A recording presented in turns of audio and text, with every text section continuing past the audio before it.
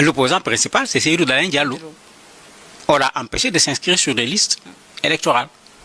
Il n'est pas en mesure de mettre des pieds actuellement en Guinée. Ce qui est regrettable, c'est que quand on regarde depuis quelque temps, c'est comme si c'est devenu la chanson des chefs d'État. Écarter les candidats qui risquent de gagner les élections. On l'a vu de façon récente avec le Cameroun et la Côte d'Ivoire, où plus ou moins les mêmes procédés ont été utilisés pour légaliser l'exclusion de ceux qui pouvaient déranger les deux présidents qui étaient candidats. Il dit c'est lui le candidat de la stabilité et du renouveau. Stabilité, non, il n'est pas le candidat de la stabilité. La Guinée n'est pas stable. Il s'appelait l'homme du renouveau, celui qui devait rendre la parole au peuple. Mais en Guinée, le scénario est déjà écrit avant même le générique. L'opposant principal, Selou Dalein Diallo, écarté. Les autres, disqualifiés, exilés, réduits au silence. Et pendant qu'on parle de stabilité, la peur remplace le débat. Alors, de quelle démocratie parle-t-on quand le peuple n'a plus le droit de choisir? Découvrez l'analyse politique de Mamadou Diouf et jugez par vous-même. Est-ce que le général Doumbouya aura face à lui un véritable challenger? Qui sont ses opposants dans les urnes? Mais il n'y en a pas. Il ne faut pas dire qui ils sont, il n'y en a pas. Les opposants, on les connaît. L'opposant principal, c'est Seydou Dalein Diallo. On l'a empêché de s'inscrire sur des listes électorales.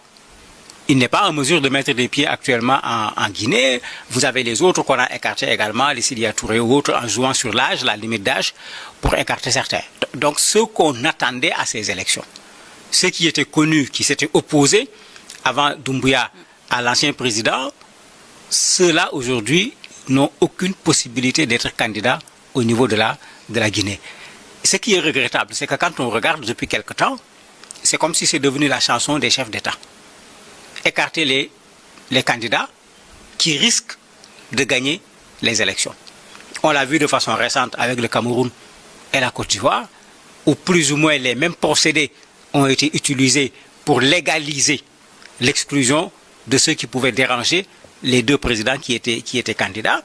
On est en train de le voir en Guinée-Bissau, où le président Barrow a écarté son principal challenger, celui qui est le chef de file de l'opposition. On l'a vu en Tanzanie. La dame a fait la même chose en écartant les deux qui pouvaient lui créer des problèmes. Le Sénégal l'a fait il n'y a pas longtemps. Le Rwanda l'a fait et refait pendant plusieurs fois. C'est-à-dire finalement, il faut que les gens arrêtent de parler de démocratie. Un scénario à venir également au Bénin. Mais non, il faut que les gens arrêtent de faire semblant de parler de démocratie et de faire autre chose que de la démocratie. La démocratie commence par le fait que les gens soient en mesure de participer aux compétitions.